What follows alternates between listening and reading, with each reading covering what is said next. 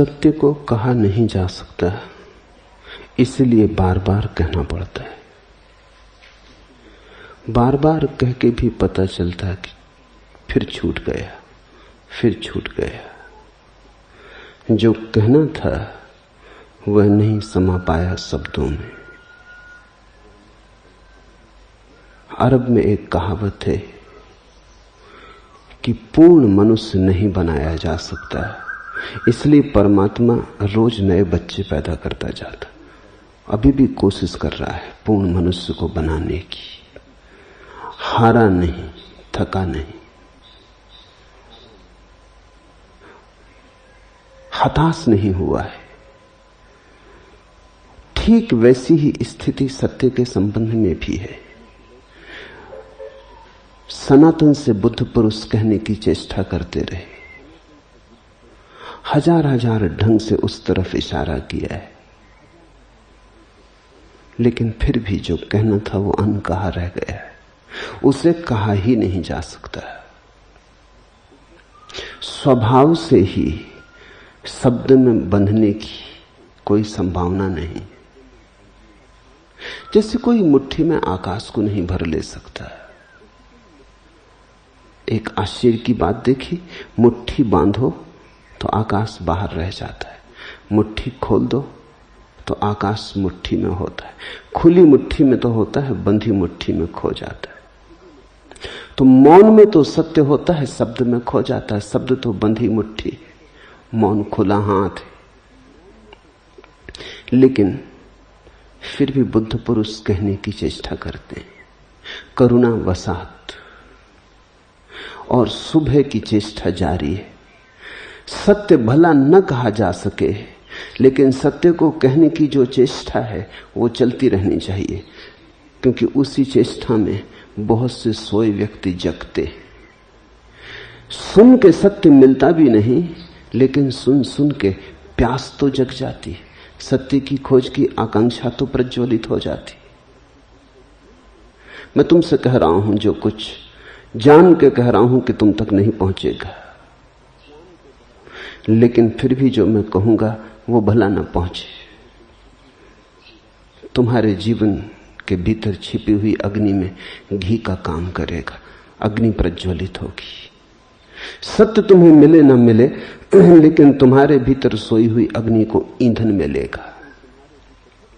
इसी आशा में सारे शास्त्रों का जन्म हुआ। लेकिन अगर तुम सत्य को पकड़ने की चेष्टा में शब्द में उलझ जाओ तो चूक गए। जैसे कि कोई गीत तो कंठस्थ कर ले और गीत के भीतर छिपा हुआ अर्थ भूल जाए। तोतों को देखा, याद कर लेते हैं, राम नाम रटने लगते हैं, भजन भी दोहरा देते हैं। तुम शब्द सीख ले सकते हो, सुंदर शब्द उपलब्ध हैं, और तुम्हें ऐसी भ्रांति भी हो सकती है कि जब शब्द आ गया तो सत्य भी आ गया होगा। शब्द तो केवल खाली मंजूसा है, सत्य तो आता नहीं। इसलिए शब्द को कभी भूल के सत्य मत समझ लेना, और शास्त्र को सिर पर मत ढोना। अष्टावक्र की ये महागीता है, इससे शुद्धतम वक्तव्य सत्य का कभी नहीं दिया गया और कभी दिया भी नहीं जा सकता। फिर भी तुम्हें याद दिला दूं, इन शब्दों में मत उलझ जाना। ये शब्द खाली है, ये बड़े प्यारे हैं, इसलिए नहीं कि इनमें सत्य है। ये बड़े प्यारे हैं क्योंकि जिस आदमी से निकले हैं उसके भीतर सत्य रहा होगा। ये बड़े प्यारे हैं क्योंकि जिस हृदय से उमगे हैं, जहां से उठे हैं, वहां सत्य का आवास रहा होगा। सद्गुरु के पास या सद वचनों के सानिध्य में कुछ ऐसी घटना घटती है जैसे सुबह कुहासा घिरा हो और तुम घूमने गए हो, तो एकदम भीग नहीं जाते। कोई वर्षा तो हो नहीं रही है कि तुम भीग जाओ, लेकिन अगर घूमते ही रहे तो वस्त्र धीरे धीरे आर्द्र हो जाते। वर्षा हो भी नहीं रही कि तुम भीग जाओ, कि तरबतर हो जाओ, लेकिन कुहासे में अगर घूमने गए हो तो घर लौट के पाओगे कि वस्त्र थोड़े गीले हो गए। सत्संग में ऐसा ही गीलापन आता, आर्द्रता आती, वर्षा नहीं हो जाती। लेकिन अगर तुम शास्त्र के शुद्ध वचनों को शांति से सुनते रहे और शब्दों में न उलझे, तो कुहासे की तरह शब्दों के आसपास लिपटी हुई जो गंध आती वो तुम्हें सुगंधित कर जाएगी और तुम्हें प्रज्वलित कर जाएगी, तुम्हारे भीतर की मसाल को ईंधन बन जाएगी। कवि ने गीत लिखे नए नए बार बार, पर उसी एक विषय को देता रहा विस्तार, जिसे कभी पूरा पकड़ पाया नहीं, जो कभी किसी गीत में समाया नहीं। किसी एक गीत में वह अट गया दिखता, तो कभी दूसरा गीत ही क्यों लिखता। तुम्हें बहुत बार लगेगा अष्टावक्र वही कहे जाते हैं, जनक वही दोहराए चले जाते हैं।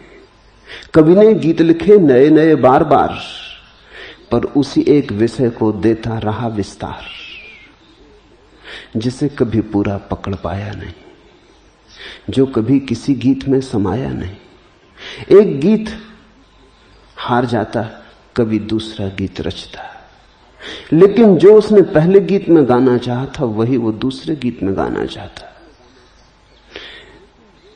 विंसेंट वैन गॉग को किसी ने पूछा कि तुमने अपने जीवन में कितने चित्र बनाए हैं? उसने कहा कि बनाए तो बहुत, लेकिन बनाना एक ही चाहता था।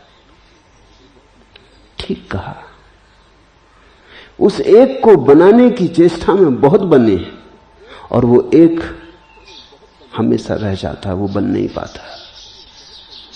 रविंद्रनाथ मरण सैया पर थे, उनकी आंखों से आंसू टपकते देखकर उनके एक मित्र ने कहा, आप और रोते हैं? अरे धन्यवाद दो, प्रभु ने तुम्हें सब कुछ दिया, तुमसे बड़ा महाकवि नहीं हुआ। तुमने 6000 गीत लिखे जो संगीत में बन सकते। पश्चिम में शैली की बड़ी ख्याति है, उसने भी 2000 ही गीत लिखे जो संगीत में बनता है, तुमने 6000 लिखे। और क्या चाहते हो? अब किस लिए रोते हो? अब तो शांति से विदा हो जाओ। रविन्द्रनाथ हंसने लगे। उन्होंने कहा, इसलिए रोता भी नहीं। इधर प्रभु से निवेदन कर रहा था, भीतर भीतर आंख में आंसू आ गए। निवेदन कर रहा था, ये भी कैसा मजाक है, अभी तो मैं साज बिठा पाया था, अभी गीत गाया कहां? अभी तो साज बिठा पाया था और ये विदा की बेला आ गई। ये कैसा अन्याय है। ये 6000 गीत जो मैंने गाए, ये तो सिर्फ साज का बिठाना था। जैसे तुमने देखा तबलची तबले को ठोंकता पीटता, वीणाकार वीणा को कसता। उस वीणा को कसने से जो आवाज निकलती है, तारों को खींचने से, जांचने से जो आवाज निकलती है, उसे संगीत मत समझ लेना। वो तो केवल अभी आयोजन किया जा रहा। रविन्द्रनाथ ने कहा, अभी तो आयोजन पूरा होने को आया था, अब मैं गा सकता था, ऐसा लगता था, और ये विदा होने का वक्त आ गया। ये कैसा अन्याय है। जिन्होंने भी कुछ कहने की कोशिश की है, सभी का यही अनुभव है। जो गाना है वो अनगाया रह जाता है, जो कहना है अनकहा छूट जाता है।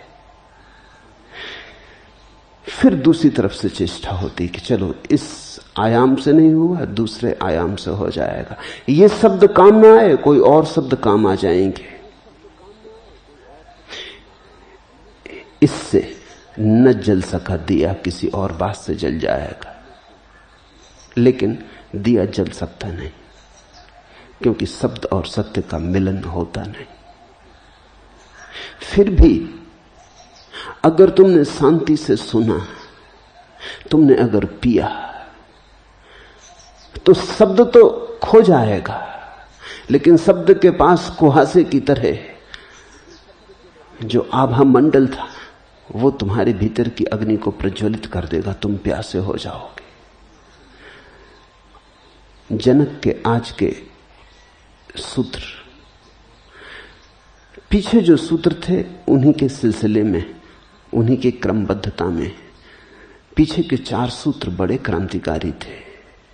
अब उन्हीं का विस्तार है, और वस्तुतः पूरी महागीता में उन्हीं का विस्तार होगा। उन 4 सूत्रों में जो मौलिक बात थी वो इतनी ही थी कि अष्टावक्र ने कहा है जनक को कि अब तू ज्ञान को उपलब्ध हो जा, और जनक कहते हैं ज्ञान को उपलब्ध हो जाऊं, ये भी आप कैसी बात कह रहे हैं? ज्ञान को उपलब्ध हो गया हूं, ये आप कैसी बात कर रहे हैं कि ज्ञान को उपलब्ध हो जाओ, जैसे कि ज्ञान मुझसे कुछ भिन्न हो।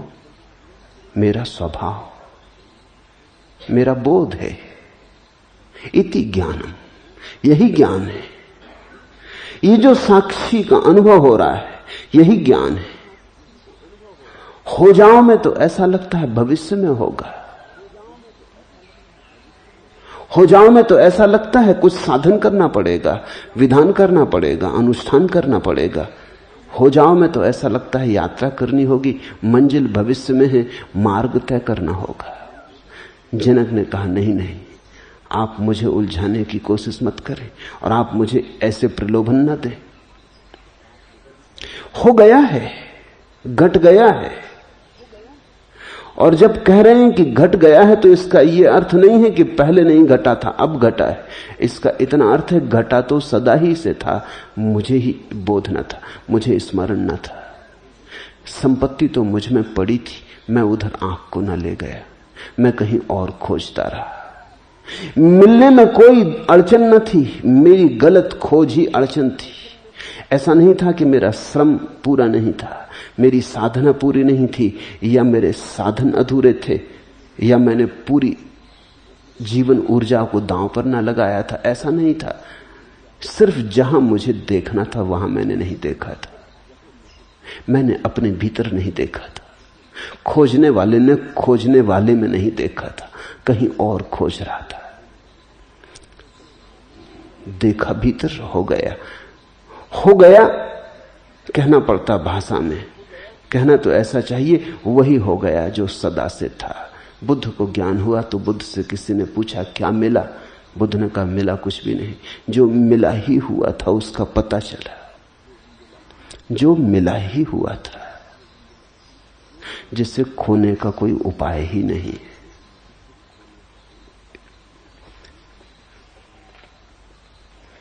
अष्टावक्र बड़े प्रसन्न हो रहे होंगे सुन के जनक के उत्तर। शायद ही कभी किसी शिष्य ने गुरु की आकांक्षा को इस परिपूर्णता से पूरा किया है, क्योंकि शिष्य की उत्सुकता तो होने में होती, बनने में होती है, विकसित होने में, समृद्ध होने में, ज्ञानवान होने में, शक्ति संपन्न होने में, सिद्धि पाने में। अष्टावक्र बड़े प्रफुल्लित हुए होंगे, उनका मन बहुत मगन हुआ होगा, क्योंकि जो जनक कह रहे थे वही अष्टावक्र सुनना चाहते थे। तेरे हुस्ने जवाब से आई मेरे रंगी सवाल की खुशबू। जरूर जनक के जवाब में अपने सवाल की आत्यंतिक सुगंध को अष्टावक्र ने अनुभव किया होगा। इधर भीतर तो वो प्रफुल्लित हो रहे होंगे, लेकिन बाहर उन्होंने रख बड़ा कठोर बना रखा है। बाहर तो परीक्षक है, बाहर तो आंखें जांच रही, पैनी धार आंखों की जनक के हृदय को काट रही। गुरु को कठोर होना ही चाहिए, यही उसकी करुणा है। वो तो आत्यंतिक स्थिति में ही कहेगा कि ठीक, उसके पहले नहीं। जब तक जरा सी भी संभावना है भूल भटक की, तब तक वो कुरेदा जाएगा, तब तक वो काटे जाएगा, तब तक वो और उपाय करेगा कि तुम फंस जाओ, और उपाय करेगा कि कहीं तुमसे भूल चूक हो जाए। जनक ने कहा, मुझ अंतहीन महासमुद्र में विश्वरूपी नाव अपनी ही प्रकृत वायु से इधर उधर डोलती है, मुझे असहिष्णुता नहीं है। ये सूत्र इतना सरल मालूम होता है, लेकिन बड़ा गहन है। इसमें उतरने की कोशिश करो। खूब ध्यान से सुनोगे तो ही उतर सकोगे। इस सूत्र का यह अर्थ हुआ कि दुख आए चाहे सुख, दोनों ही प्रकृति से उत्पन्न हो रहे हैं। मेरे चुनाव की सुविधा कहां है? मुझसे पूछता कौन है? जैसे समुद्र में लहरें उठ रही हैं, छोटी लहरें, बड़ी लहरें, अच्छी लहरें, बुरी लहरें, सुंदर कुरूप लहरें, ये समुद्र का स्वभाव है कि ये लहरें उठती हैं। ऐसे ही मुझ में लहरें उठती हैं, सुख की, दुख की, प्रेम की, घृणा की, क्रोध की, करुणा की। ये स्वभाव से ही उठती और इधर उधर डोलती। इसमें मैंने चुनाव नहीं किया है, चुनाव छोड़ दिया है। और जब से चुनाव छोड़ा तभी से असहिष्णुता भी चली गई। करने को ही कुछ नहीं है तो असहिष्णुता कैसे हो? मेरे पास लोग आते हैं, वो कहते हैं कि किसी तरह अशांति के बाहर निकालने। मैं उनसे कहता हूं तुम अशांति को स्वीकार कर लो। एकदम उन्हें समझ में नहीं आता क्योंकि वो आए हैं अशांति को छोड़ने। मैं उनसे कहता हूं अशांति को स्वीकार कर लो। उनके आने का कारण बिल्कुल भिन्न है। वो चाहते हैं कि कोई अशांति से छुड़ा दे। कोई विधि होगी, कोई उपाय होगा, कोई औषधि होगी, कोई मंत्र तंत्र, कुछ यज्ञ हवन, कुछ होगा जिससे अशांति छूट जाएगी। और दुनिया में 100 गुरुओं में 99 ऐसे हैं कि तुम जाओगे तो वो जरूर तुम्हें कुछ कह देंगे कि ये करो तो अशांति छूट जाएगी। मेरी अड़चन ये है कि मैं जानता हूं अशांति को छोड़ने का कोई उपाय ही नहीं, स्वीकार करने का उपाय है। और स्वीकार करने में अशांति विसर्जित हो जाती है। मैं जब कहता हूं अशांति विसर्जित हो जाती तो तुम ये मत समझना कि अशांति छूट जाती। अशांति होती रहे या न होती रहे, तुम अशांति से छूट जाते हो। तुमसे अशांति छूटे या न छूटे, तुम अशांति से छूट जाते हो। इस मन की व्यवस्था को समझिए। मन अशांत है, तुम कहते हो शांत होना चाहिए। मन तो अशांत था, एक और नई अशांति तुमने जोड़ी कि अब शांत होना चाहिए। मन की अशांति को समझो। तुम्हारे पास 10,000 रुपए हैं, तुम 10 लाख चाहते थे, इसलिए मन अशांत है। जितना है उससे तुम तृप्त न थे। जो नहीं है वो तुम मांग रहे थे। नहीं की मांग से अशांति आई। अशांति आती अभाव से। जो है उससे अशांति कभी नहीं आती, जो नहीं है उसकी मांग से आती। जो पत्नी तुम्हारी है उससे सुंदर चाहिए, जो पति तुम्हारा है उससे ज्यादा यशस्वी चाहिए, जो बेटा तुम्हारा है उससे ज्यादा बुद्धिमान चाहिए, जैसा मकान है उससे बड़ा चाहिए, जितनी तुम्हारी प्रतिष्ठा है उससे गहरी चाहिए, जो पद तुम्हारे पास है उससे आगे का पद चाहिए। अशांति आती है उसकी मांग से जो तुम्हारे पास नहीं। फिर जब तुम अशांत हो गए तो अब तुम एक नई बात मांगना शुरू करते हो। पुराना जाल तो कायम है और उसी जाल का गणित और फैलता है। अब तुम कहते हो मुझे शांति चाहिए। अब शांति नहीं है तुम्हारे पास, अब तुम्हें शांति चाहिए। तुम समझे, इसका मतलब हुआ कि अब जाल और भी जटिल हो जाएगा। जो आदमी साधारणता अशांत है और शांति की झंझट में नहीं पड़ा है, वो उस आदमी से ज्यादा शांत होता है जो शांत होने चाहने की झंझट में पड़ गया। ये एक और उपद्रव हुआ। अशांत तो तुम थे ही, तर्क था कि जो नहीं है वो होना चाहिए। अब शांति नहीं है, शांति होना चाहिए। एक और नई झंझट शुरू हुई। जो तथाकथित धार्मिक लोग हैं उनसे ज्यादा अशांत व्यक्ति तुम दूसरे ना पाओगे। सांसारिक व्यक्ति उतने अशांत नहीं है।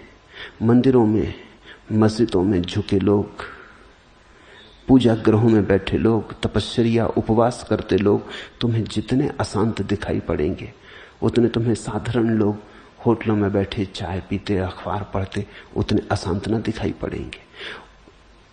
कम से कम उनके पास एक ही अशांति है, वो संसार में कुछ पाना चाहते हैं। धार्मिक व्यक्ति के पास दोहरी अशांति है, वो परलोक में भी कुछ पाना चाहता है। न केवल परलोक में कुछ पाना चाहता है, यहां भी शांति पाना चाहता है, आनंद पाना चाहता है, ध्यान पाना चाहता है। और सारा जाल इतना ही है कि तुम अगर कुछ पाना चाहते हो तो तुम और अशांत होते जाओगे। मैं कहता हूं जब कोई शांति की खोज में आता कि तुम अशांति को स्वीकार कर लो, उसे समझाता हूं, कभी कभी उसकी समझ में भी आ जाता है ये बात कठिन है, अशांति को स्वीकार कर लो तो फिर शांत कैसे होंगे। तुम्हारी बात भी मेरी समझ में आती, लेकिन मैं तुमसे कहता हूं जब भी कोई शांत हुआ है अशांति को स्वीकार करके हुआ है। सुन के मुझे, समझ के मुझे कोई राजी हो जाता है कि अच्छा तो स्वीकार कर लेते, फिर शांत हो जाएंगे। स्वीकार कर लेते हैं फिर शांत हो जाएंगे। कब तक शांत होंगे? चलो स्वीकार कर लेते। तो मैं उनसे कहता हूं ये तो तुमने स्वीकार किया ही नहीं, अभी भी तुम्हारी मांग तो कायम है कि शांत होना है। स्वीकार करने का अर्थ है जैसा है वैसा है, अन्यथा हो नहीं सकता। जैसा है वैसा ही होगा, जैसा हुआ है वैसा ही होता रहा है। जब तुम इस भांति स्वीकार कर लेते हो तो पीछे यह प्रश्न खड़ा नहीं होता कि स्वीकार करने से हम शांत हो जाएंगे। और शांति उसी घटना की स्थिति है जब जो है स्वीकार है। फिर कैसे अशांत होगे बताओ मुझे? फिर क्या उपाय है अशांत होने का? जो है जैसा है स्वीकार है। फिर तुम्हें कौन अशांत कर सकेगा? कैसे अशांत कर सकेगा? फिर तो अगर अशांति भी होगी तो स्वीकार है, फिर तो दुख भी आएगा तो स्वीकार है, फिर तो मौत भी आएगी तो स्वीकार है। तुमने चुनाव छोड़ दिया, तुमने संकल्प छोड़ दिया, तुम समर्पित हो गए, तुमने कहा अब जो है वही है। और उसी दिन वो महाक्रांति घटती है जिसका इस सूत्र में इंगित है, मई अनंत महाबोधो विश्व पोता इतस्तता। मुझ अंतहीन महासमुद्र में विश्वरूपी नाव अपनी ही प्रकृत वायु से इधर उधर डोलती, भ्रमति स्वांत वातेन न मम अस्ति अश्नुता। अब मैं जान गया कि ये स्वभाव ही है,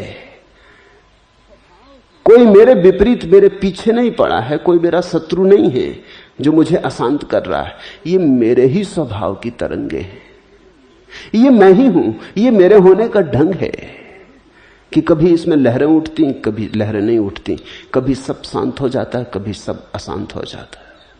ये मैं ही हूं और ये मेरा स्वभाव है। एक मित्र ने पूछा कि आप कहते हैं आत्मा जब मुक्त हो जाएगी तो परिपूर्ण आनंद में होगी, स्वतंत्र होगी, लेकिन क्या फिर आत्मा में वासना नहीं उठ सकती?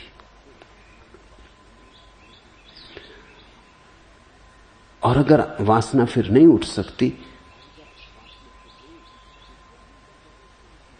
तो पहले ही वासना क्यों उठी? क्योंकि आत्मा तो स्वभाव से ही स्वतंत्र है, शुद्ध बुद्ध है।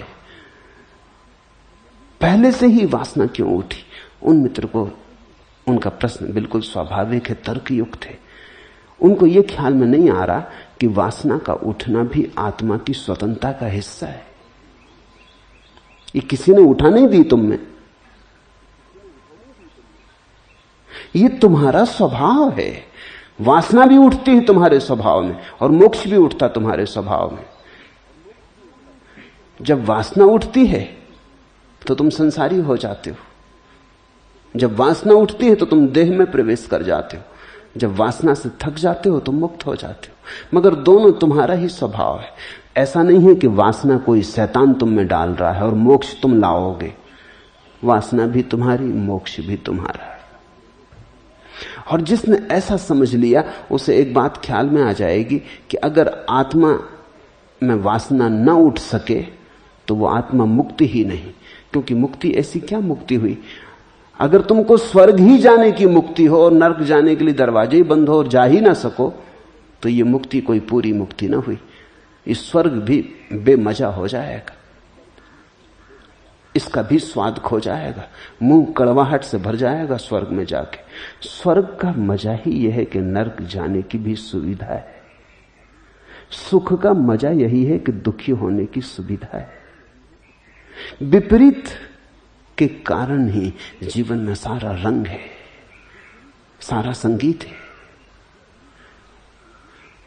अगर विपरीत ना हो तो सब संगीत खो जाए। वीणा वादक अंगुलियों से तार को छेड़ता है तो संगीत है। अंगुलियां और तार में जो संघर्ष होता है वही संगीत है।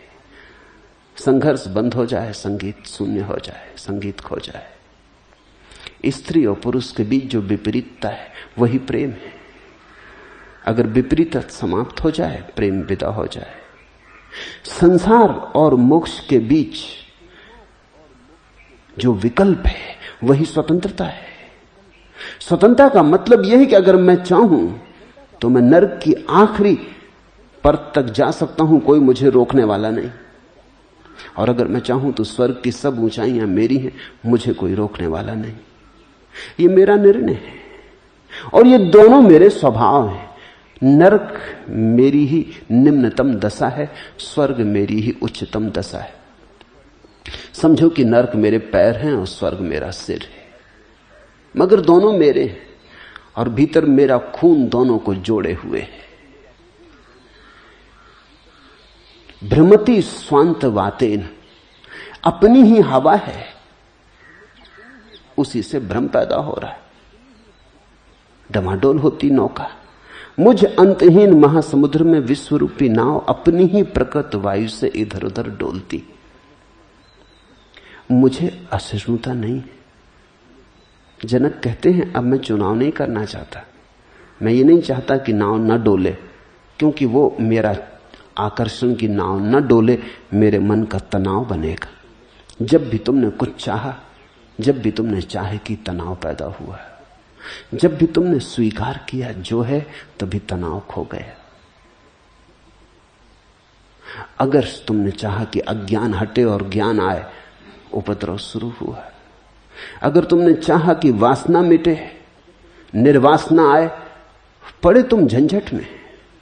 अगर तुमने चाहा संसार से मुक्ति हो, मोक्ष बने मेरा साम्राज्य, अब तुमने एक तरह की परेशानी मोल ली जो तुम्हें चैन न देगी। जनक बड़ी अद्भुत बात कह रहे हैं। जनक कह रहे हैं संसार और मोक्ष दोनों ही मुझ में उठती तरंगे हैं। अब मैं चुनाव नहीं करता, जो तरंग उठती है देखता रहता हूं। ये भी मेरी है, ये भी स्वाभाविक है। देखा इस स्वीकार भाव को, फिर कैसी असहिष्णुता, फिर तो सहिष्णुता बिल्कुल ही नैसर्गिक होगी। जो हो रहा हो रहा है। बड़ी कठिन है ये बात स्वीकार करनी, क्योंकि अहंकार के बड़े विपरीत है। कोई मेरे पास आया और कहने लगा मैं महाक्रोधी हूं, मुझे क्रोध से मुक्त होना। मैंने उससे पूछा कि तू महाक्रोधी क्यों है, इसको थोड़ा समझ। अहंकार के कारण होगा। उसने कहा आप ठीक कहते। और मैंने कहा उसी अहंकार के कारण तू कहता है कि मुझे क्रोध से बाहर होना है, क्योंकि क्रोध के कारण अहंकार को चोट लगती। तो क्रोध के पीछे भी अहंकार है और अक्रोधी बनने के पीछे भी अहंकार है। जब भी तू क्रोध करता है तो तेरी प्रतिमा नीचे गिरती, तेरे अहंकार को भाता नहीं। तू चाहता है कि लोग तुझे संत की तरह पूछें, चरण छुए तेरे। तेरे क्रोध के कारण वो सब गड़बड़ हो जाता है। तेरा कोई चरण नहीं छूता। चरण कौन तेरे छुए, तेरे नमस्कार कौन करे तुझे। तो अब तू चाहता है क्रोध से कैसे छूटे, लेकिन मूल जड़ तो वही की वही है। जिसके कारण तू क्रोध करता था, जिस अहंकार के कारण, वही अहंकार अब संत महात्मा बन जाना चाहता है। इसे समझ और अब तू चुनाव छोड़ दे। मैं तुझसे कहता हूं तू क्रोधी है, तू राजी हो जा। ठीक है, मैं क्रोधी हूं और क्रोध के जो परिणाम है वो होंगे। कोई तुझे सम्मान नहीं देगा, ठीक है, बिल्कुल ठीक है, सम्मान देना ही क्यों चाहिए। कोई तेरा अपमान करेगा, ठीक है, क्रोधी हूं इसलिए अपमान होता है। समझने की कोशिश करना, अगर ये व्यक्ति क्रोध को समझ ले, स्वीकार कर ले, तो क्या क्रोध बचेगा?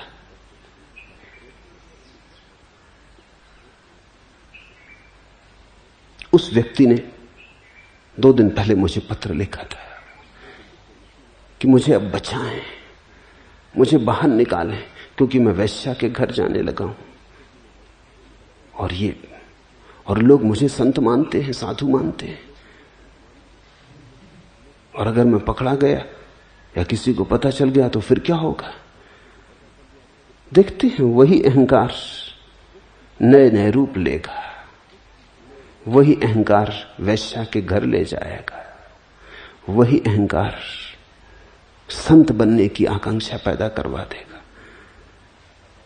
उस व्यक्ति को मैंने कहा, तू एक काम कर, या तो तू स्वीकार कर ले कि तू वैश्यागामी है और घोषणा कर दे कि मैं वैश्यागामी हूं, बात खत्म हो गई। फिर न तुझे डर रहेगा न भय रहा, तुझे जाना है जा, नहीं जाना जा, तेरी मर्जी है। तेरे लिए शायद अभी यही उचित होगा, जो हो रहा है ठीक हो रहा है, जा, मैं तुझे नहीं कहता कि मत जा।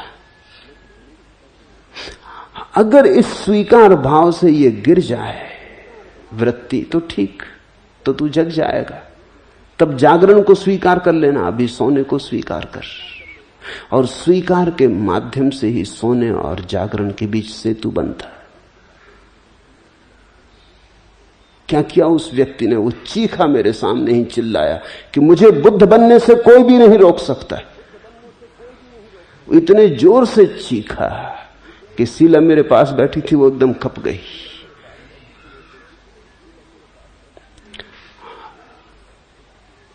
वही क्रोध, वही अहंकार नए नए रूप ले लेता। अब बुद्ध बनने से कोई नहीं रोक सकता, जैसे कि मैं उसको बुद्ध बनने से रोक रहा हूं, क्योंकि मैंने उससे कहा स्वीकार कर ले, जो हो रहा है स्वीकार कर ले, जैसा है स्वीकार कर ले। ये बात चोट कर गई, ये कैसे स्वीकार कर ले? बुरा से बुरा आदमी भी ये स्वीकार नहीं करता कि मैं बुरा हूं, इतना ही मानता है कि कुछ बुराई मुझ में हूं तो मैं आदमी अच्छा। देखो, अच्छा होने की कोशिश में लगा हूं, पूजा करता, प्रार्थना करता, ध्यान करता, साधु सत्संग में जाता, आदमी तो मैं अच्छा हूं। जरा कमजोरी है, थोड़ी थोड़ी बुराई कभी हो जाती, मिट जाएगी धीरे धीरे, कभी नहीं मिटेगी, क्योंकि ये अच्छाई तुम्हारी बुराई को छिपाने का भर उपाय है। ये साधु सत्संग तुम्हारे भीतर जो क्रोध पड़ा है उसके लिए आड़ है। ये अच्छी अच्छी बातें और ये अच्छी अच्छी कल्पनाएं कि कभी तो संत हो जाऊंगा, बुद्ध बनने से कोई भी मुझे रोक नहीं सकता, ये अहंकार अब बड़ी अच्छी आड़ ले रहा है, बड़े सुंदर पर्दे में छिप रहा है, बुद्ध होने का पर्दा। अगर मन को तुम ठीक से देखोगे तो जनक की बात का महत्व समझ में आएगा। स्वीकार है, ये भी स्वाभाविक है, वह भी स्वाभाविक है, जो इस घड़ी हो रहा है उससे अन्यथा मैं नहीं होना चाहता। इस बात की क्रांति को समझे, जो इस क्षण हो रहा है वही मैं हूं। क्रोध तो क्रोध, लोभ तो लोभ, काम तो काम, इस क्षण मैं जो हूं वही मैं हूं, और इससे अन्यथा की मैं कोई मांग नहीं करता और न अन्यथा का कोई आवरण खड़ा करता हूं। अक्सर अच्छे अच्छे आदर्शों के पीछे तुम अपने जीवन के घाव छिपा लेते हो, हिंसक अहिंसक बनने की कोशिश में लगे रहते, कभी बनते नहीं, बन सकते नहीं, क्योंकि अहिंसक बनने का एक ही उपाय है और वो है हिंसा को परिपूर्ण रूप से स्वीकार कर लेना। क्रोधी करुणा की चेष्टा करते रहते, कभी नहीं बन सकते। हो सकता है ऊपर ऊपर आवरण ओढ़ लें, पाखंड रच लें, लेकिन बन नहीं सकते। कामी ब्रह्मचर्य की चेष्टा में लगे रहते हैं। जितना कामी पुरुष होगा उतनी ब्रह्मचर्य में आकर्षित होता है, क्योंकि ब्रह्मचर्य के आदर्श में ही छिपा सकता है अपनी काम वासना कि कुरूपता को, और तो कोई उपाय नहीं। आज तो गलत है, कल अच्छा हो जाऊंगा, इस आशा में ही तो आज को जी सकता, नहीं तो आज ही जीना मुश्किल हो जाएगा। मैं तुमसे कहता हूं कल है ही नहीं, तुम जो आज हो वही तुम हो। इसको समग्र भावेन, इसको परिपूर्णता से अंगीकार कर लेते ही तुम्हारे जीवन से द्वंद्व विसर्जित हो जाता है। तुम जो हो, अन्यथा हो नहीं सकते। द्वंद्व कहां, चुनाव कहां? जैसे तुम हो वैसे हो, यही तुम्हारा होना है। प्रभु ने तुम्हें ऐसा ही चाहा। इस घड़ी प्रभु को तुम्हारे भीतर ऐसी ही घटना घटाने की आकांक्षा है। इस घड़ी समस्त जीवन तुम्हें ऐसा ही देखना चाहता है, ऐसे ही आदमी की जरूरत है। तुम्हारे भीतर यही विधि है, यही भाग्य है। मुझ अंतहीन महासमुद्र में विश्व रूपी नाव अपनी प्रकृत वायु से इधर उधर डोलती, कभी क्रोध बन जाती, कभी करुणा बन जाती, कभी काम, कभी ब्रह्मचर्य, कभी लोभ, कभी दान, इधर उधर इतस्ततः। मुझे लेकिन असहिष्णुता नहीं है, मैं इससे अन्यथा चाहता नहीं, इसलिए मुझे कुछ करने को नहीं बचा है। गया कृत्य। अब तो मैं बैठ के देखता हूं कि लहर कैसी उठती। भ्रमति स्वांत वातेन, भटक रही अपनी ही हवा से, न कहीं जाना, नहीं मुझे कुछ होना, कोई आदर्श नहीं है, कोई लक्ष्य नहीं है। अब तो मैं बैठ गया, अब तो मैं मौत से देखता हूं, सब असहिष्णुता खो गई। जब तुम कहते हो मैं क्रोधी हूं और मुझे अक्रोधी होना है, तो इसका अर्थ समझे, तुम क्रोध के कारण बहुत असहिष्णु हो रहे हो। तुम क्रोध को धैर्य के साथ स्वीकार नहीं कर रहे, तुम बड़े अधैर्य में। तुम कहते हो क्रोध, और मैं मुझ जैसा पवित्र पुरुष हो क्रोध करे? नहीं, ये बात जस्ती नहीं। मुझे क्रोध से छुटकारा चाहिए, मुझे मुक्त होना है। मैं उपाय करूंगा, यम नियम साधूंगा, आसन व्यायाम करूंगा, धारणा ध्यान करूंगा, मुझे लेकिन क्रोध से मुक्त होना है। तुमने अधैर्य बता दिया, तुमने कह दिया कि जो है तुम उसके साथ राजी नहीं, तुम कुछ और चाहते हो। बस वहीं से तुम अशांत होने शुरू हुए। असहिष्णुता अशांति का बीज है। जनक कह रहे हैं ये लहरें हैं, कभी कभी क्रोध आता, कभी कभी काम आता, कभी कभी लोभ आता, इतस्ततः यहां वहां स्वांत वातेन, भटकता सब कुछ। पर मैं तो देखता हूं, अब मुझे कुछ लेना देना नहीं।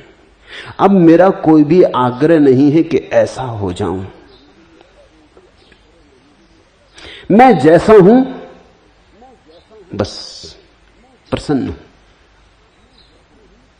आदर्श मुक्ति में सहिष्णुता है। और मैं जिसे सन्यासी कहता हूं, उसी व्यक्ति को सन्यासी कहता हूं जिसने आदर्शों का त्याग कर दिया। अब तुम जरा चौंकोगे। तुमने सदा यही सुना है कि जिसने संसार का त्याग कर दिया वो सन्यासी। मैं तुमसे कहता हूं जिसने आदर्शों का त्याग कर दिया वह सन्यासी। क्योंकि आदर्श के त्याग के बाद असहिष्णु होने का कोई उपाय नहीं रह जाता।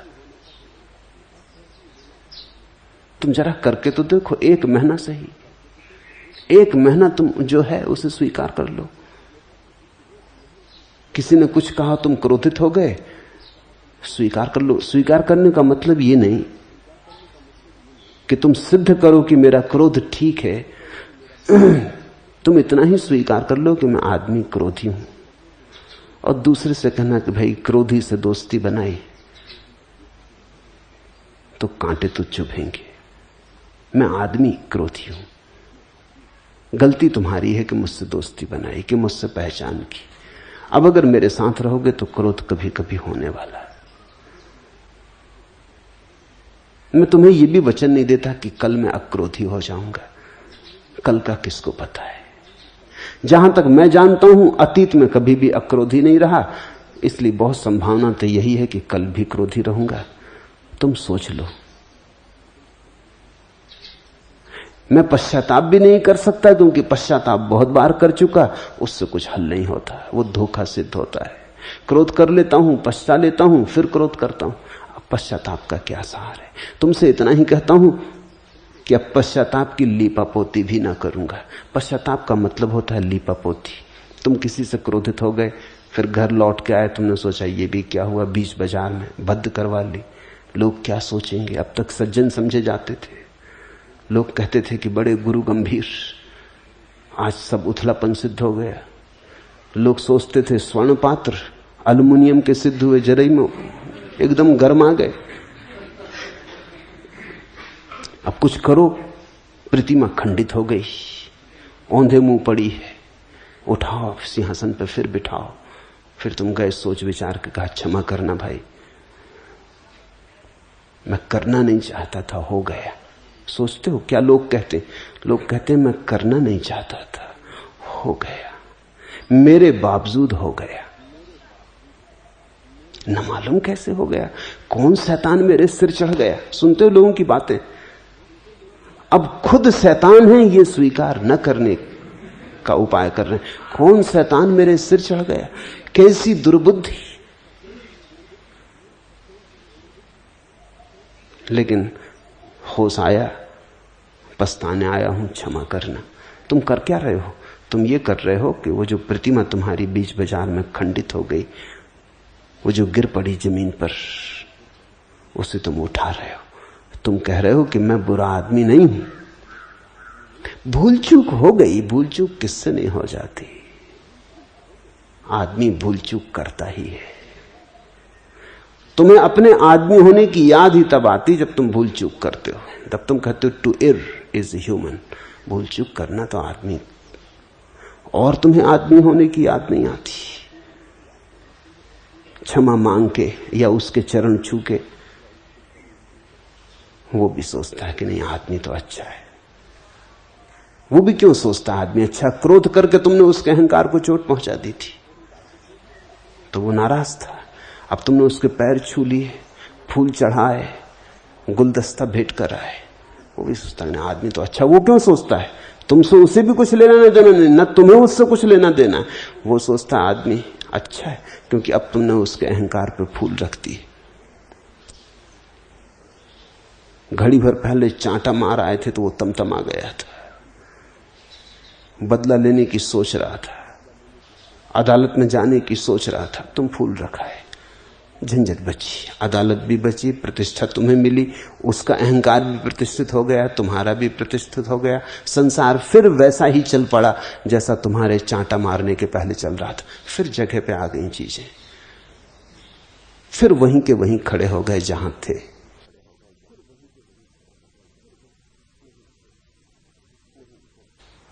नहीं, जिस व्यक्ति को वस्तुतः समझना हो वो जाएगा पश्चाताप करने नहीं, स्वीकार करने। वो जाएगा कहने कि भाई देख लिया आदमी मैं कैसा हूं, तुम्हारी धारणा मेरे प्रति गलत थी। तुम जो सोचते थे कि मैं आदमी अच्छा हूं वो गलत धारणा थी। मेरा असली आदमी प्रकट हो गया और अच्छा हुआ कि प्रकट हो गया। अब तुम सोच लो आगे मुझसे संबंध रखना कि नहीं रखना। मैं कोई भरोसा नहीं देता कि कल ऐसा फिर ना होगा। मैं भरोसे योग्य नहीं हूं। मैं भरोसा दूं भी तो भरोसे रखना मत, क्योंकि मैंने पहले लोगों को भरोसे दिए और धोखा दिया। मैं आदमी बुरा हूं, शैतानियत मेरा स्वभाव है। सोचते हो तुम इसका क्या परिणाम होगा, दूसरे पे क्या होगा वो दूसरा जाने, लेकिन तुम्हारे भीतर एक सरलता आ जाएगी। तुम एकदम सरल हो जाओगे, तुम एकदम विनम्र हो जाओगे। ये पश्चाताप नहीं है, ये स्वीकार भाव है। तुमने सब चीजें साफ कर दी अपने बाबत कि तुम आदमी कैसे हो, और तुमने अपने बाबत कोई भ्रम नहीं संजोया है। और तब एक क्रांति घटित होती। वो क्रांति घटती है स्वीकार के इस महासत्य से, इस महासूत्र से। तुम अचानक पाते हो कि धीरे धीरे क्रोध मुश्किल हो गया। अब क्रोध करने का कारण क्या रहा? क्रोध तो इसलिए हो जाता था कि कोई तुम्हारे अहंकार को गिराने की कोशिश कर रहा था तो क्रोध हो जाता था। अब तो तुमने खुद ही वो प्रतिमा गिरा दी, तुम तो उसे खुद ही कचरे घर में फेंका है। अब तो कोई तुम्हें क्रोधित कर नहीं सकता। ध्यान रखना, हमारा मन सदा होता है जिम्मेवारी दूसरे पर छोड़ दें।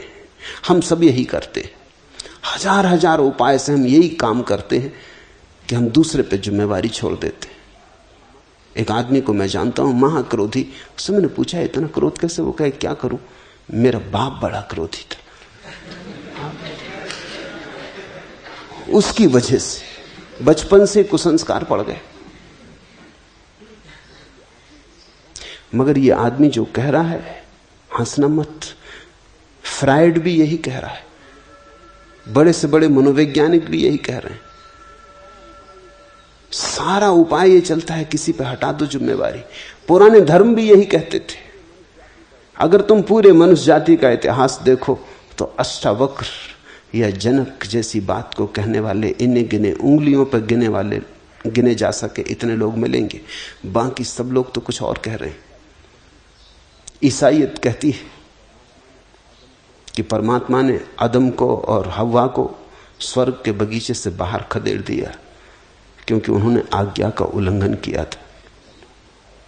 जब परमात्मा आया और उसने आदम से पूछा कि तूने क्यों खाया इस वृक्ष का फल, तुझे मना किया गया था। उसने कहा मैं क्या करूं, ये हव्वा इसने मुझे फुसलाया। देखते हैं, शुरू हो गई कहानी। उसने अपनी जिम्मेवारी हव्वा पे फेंक दी कि ये इस पत्नी को देखिए, मैं पति ही हूं, पति की तो आप जानते ही हैं हालत है। अब पत्नी कहे और पति न माने तो झंझट। अब अगर पति और परमात्मा में, पत्नी और परमात्मा में चुनना हो तो इसको ही चुनना पड़ा। माना आपकी आज्ञा मुझे मालूम, मगर इसकी आज्ञा भी तो देखिए। ये फल ले आई और कहने लगी चखो, तो मुझे खाना पड़ा। तो परमात्मा ने हव्वा से पूछा कि तुझे भी पता था, फिर तू क्यों फल लाई? उसने कहा मैं क्या करूं। वो शैतान सांप बन के मुझसे कहने लगा, सांप कहने लगा मुझसे कि खाओ इसका फल। उसने मुझे काफी उत्तेजित किया, क्योंकि उसने कहा इस फल को खाने से तुम मनुष्य नहीं परमात्मा रूप हो जाओगे। परमात्मा स्वयं इसका फल खाता है और तुम्हें कहता है मत खाओ। जरा धोखा तो देखो, ये ज्ञान का फल, इसी को खा के परमात्मा ज्ञानी है और तुमको अज्ञानी रखना चाहता है। तो साधारण स्त्री हूं, फुसला लिया उसने। स्त्री का सदा से यही कहना रहा है कि दूसरों ने फुसला लिया। हर पति जानता है कि पत्नी कहती कि हम तुम्हारे पीछे ना पड़े थे, तुम ही हमारे पीछे पड़े थे, तुम ही ने फुसला लिया और ये झंझट खड़ी कर दी। मैं क्या करूं, सांप ने फुसला लिया। अगर सांप भी बोल सकता होता तो किसी और पे टाल देता, हो सकता था वृक्ष पे टाल देता कि ये वृक्ष ही विज्ञापन करता है कि जो मेरे फल को खाएगा वो ज्ञान को उपलब्ध हो जाएगा।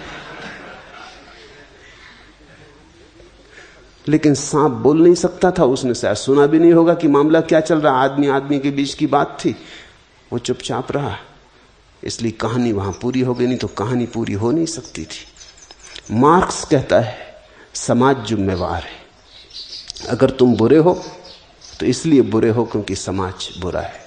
ये कुछ फर्क ना हुआ, ये वही पुरानी चाल है, नाम बदल गया। हिंदू कहते हैं विधि भाग्य, विधाता ने ऐसा लिख दिया, तुम क्या करोगे? छोड़ो किसी पर, विधाता लिख गया। जब पैदा हुए थे तो माथे पे लिख गया कि ऐसा ऐसा होगा, तुम क्रोधी बनोगे, कामी बनोगे, कि साधु के संत, कि क्या तुम्हारी जिंदगी में होगा, सब लिखा हुआ है, सब तो पहले से तय किया हुआ है। हमारे हाथ में क्या है? तो वही करवा रहा है, सो हो रहा है। फ्रायड कहता है कि बचपन में माँ बाप ने जो संस्कार डाले, तुम्हारे मन पर जो संस्कारित हो गया, उसका ही परिणाम है। लेकिन ये सब तरकीबें हैं एक बात से बचने की कि ये मेरा स्वभाव है, ये जो भी हो रहा है मेरा स्वभाव है। इस महत् सत्य से बचने की सब तरकीबें हैं, इजादें हैं, आविष्कार हैं कि कैसे हम टाल दें। और मैं उसी को हिम्मतवर कहता हूं। वही है साहसी जो जनक की भांति कह दे कि अपनी ही प्रकृति वायु से इधर उधर डोलती हुई लहरें हैं।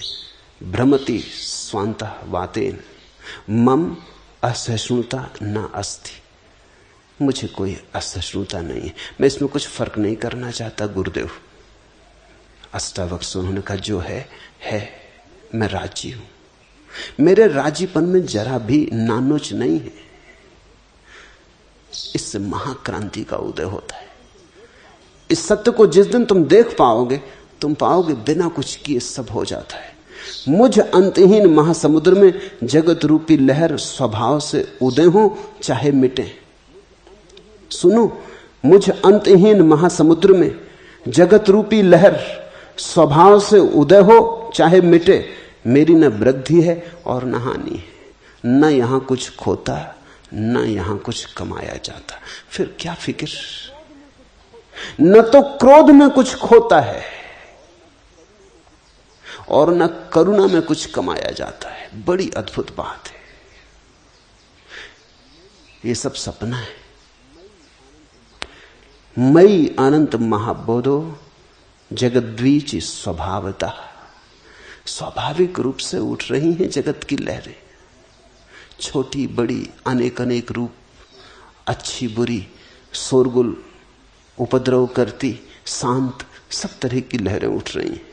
उदेतु वास्त मायातु न में वृद्धिन न क्षति। न तो वृद्धि होती न क्षति होती। कुछ भी मेरा तो कुछ आता जाता नहीं। रात तुमने सपना देखा, चोर हो गए कि साधु हो गए। सुबह उठ के तो दोनों सपने बराबर हो जाते। सुबह तुम ये तो नहीं कहते कि रात हम साधु हो गए थे सपने में, तो तुम कुछ गौरव तो अनुभव नहीं करते। और न सुबह तुम कोई अगौरव और गिलानी अनुभव करते हो कि चोर हो गए थे कि हत्यारे हो गए थे। सपना तो सपना है, सपना तो टूटा की गया। तो जनक कहते हैं कि ये चाहे बने और चाहे मिटे। आप मुझसे कहते हैं जगत से मुक्त हो जाऊं, आप बात क्या कर रहे हैं? ये जो हो रहा है होता रहेगा, होता रहा है, होता रहे। मुझे लेना देना क्या है? न तो ऐसा करने से मुझे कुछ लाभ होता, न वैसा करने से मुझे कुछ हानि होती। यहां चुनाव करने को ही कुछ नहीं है। यहां लाभ हानि बराबर है। हानि ना लाभ कछु। यहां कुछ है ही नहीं हानि लाभ।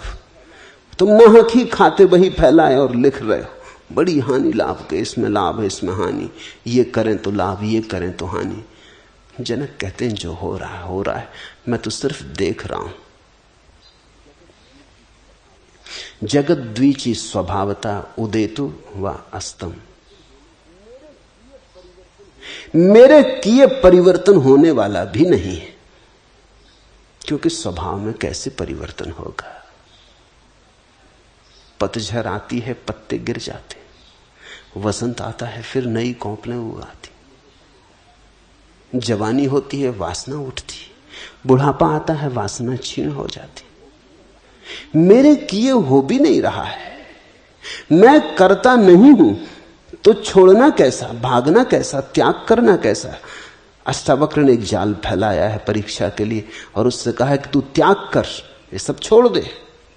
जब तुझे ज्ञान हो गया, तू कहता है कि तुझे ज्ञान हो गया, तो अब तू सब त्याग कर दे। अब ये शरीर मेरा, ये धन मेरा, ये राज्य मेरा, ये सब तू छोड़ दे। जनक कहता मेरे छोड़ने से पकड़ने से संबंधी कहां है? ये मेरा है ही नहीं जो मैं छोड़ दूं। मैंने इसे कभी पकड़ा भी नहीं है जो मैं इसे छोड़ दूं। ये अपने से हुआ है, अपने से खो जाएगा। स्वभावता उदेतुवा अस्तम। में न वृद्धि चा न क्षति। मैं तो इतना ही देख पा रहा हूं कि न तो इसके होने से मुझे कुछ लाभ है, न इसके न होने से मुझे कुछ लाभ है। ये बड़ी अद्भुत बात है। यही परम संन्यास है। बैठे दुकान पर तो बैठे, हो रही दुकान तो चल रही तो चले, बंद हो जाए तो बंद हो जाए। जब दिवाला निकल गया तो प्रसन्नता से बाहर आ गए। जब तक चलती रही चलती रही। करोगे क्या? चलती थी तो साथ थे, नहीं चलती तो रुक गए। इस भांति जो ले ले, वैसा व्यक्ति कभी अशांत हो सकता? वैसा व्यक्ति कभी उद्विग्न हो सकता? वैसे व्यक्ति के जीवन में कभी तनाव हो सकता? उसकी विश्रांति आ गई। बचपन था तो बचपन के खेल थे, जवानी आई तो जवानी के खेल हैं, बुढ़ापा आया तो बुढ़ापे के खेल। बच्चे खेल खिलौनों से खेलते हैं, जवान व्यक्तियों से खेलने लगते, बूढ़े सिद्धांतों से खेलने लगते। बचपन में काम वासना का कोई पता नहीं है। तुम समझाना भी चाहो बच्चे को तो समझा नहीं सकते कि काम वासना क्या है। कोई अभी उठी नहीं तरंग, अभी स्वभाव वासना में नहीं हुआ, अभी स्वभाव ने वासना की तरंग नहीं उठाई। फिर जवान हो गया आदमी, उठी वासना की तरंग, फिर तुम लाख समझाओ। मुल्ला नसरुद्दीन मरता था, अपने बेटे को उसने पास बुलाया और कहने लगा कि कहने को तो बहुत कुछ है लेकिन कहूंगा नहीं। बेटे ने पूछा क्यों? उसने कहा कि मेरे बाप ने भी मुझसे कहा था लेकिन मैंने सुना कहा। कहने को तो बहुत कुछ, कहूंगा नहीं। पर बेटा कहने लगा आप कह तो दे, मैं सुनूं या ना सुनूं। उसने कहा कि फिर देख, मेरे बाप ने भी मुझसे कहा था कि स्त्रियों के चक्कर में मत पड़ना, मगर मैं पड़ा, और एक के चक्कर में नहीं पड़ा। इस्लाम जितनी आज्ञा देता है, 9 स्त्रियां, पूरे 9 विवाह किए और भोगा, खूब नरक सा। तुझसे भी मैं कहना चाहता हूं लेकिन कहना नहीं चाहता, क्योंकि मैं जानता हूं तू भी पड़ेगा। मेरे कहने से कुछ होगा नहीं। बाप मेरा मरा था तो कह गया था शराब मत पीना, पर मैंने पी, खूब पी और सड़ा, और तू भी सड़ेगा, क्योंकि जो मैं नहीं कर पाया मेरा बेटा कर पाएगा, ये भी मुझे भरोसा नहीं।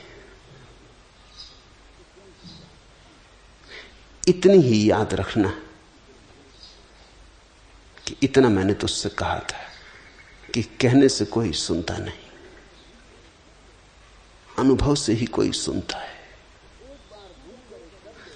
तो एक बार भूल करे कर लेना, खूब अनुभव कर लेना उसका, लेकिन दोबारा वही भूल मत करना।